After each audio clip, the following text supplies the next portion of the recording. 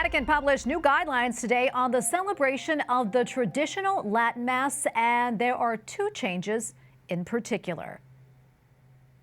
We go now to Andreas Thonhauser, EWTN Vatican Bureau Chief. Andreas, great to see you as always. Can you tell us more about what these guidelines are and why were they released now?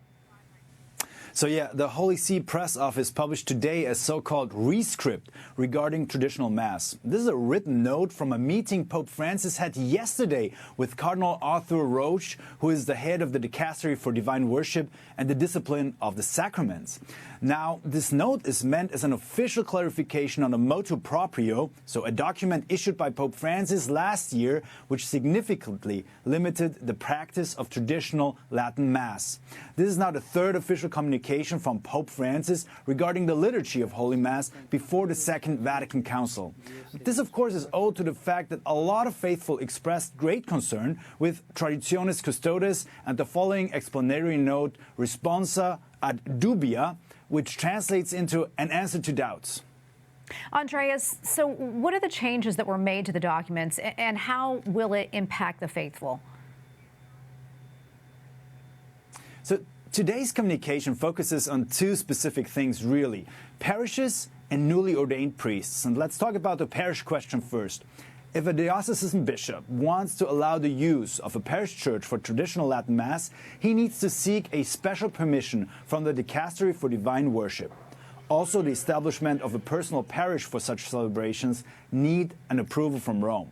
Secondly, the Holy See also clarified today that newly ordained priests, specifically all those ordained after the publication of Traditionis Custodes, will need a special dispensation not just from the local bishop, but from the dicastery here in Rome to celebrate the traditional Latin Mass.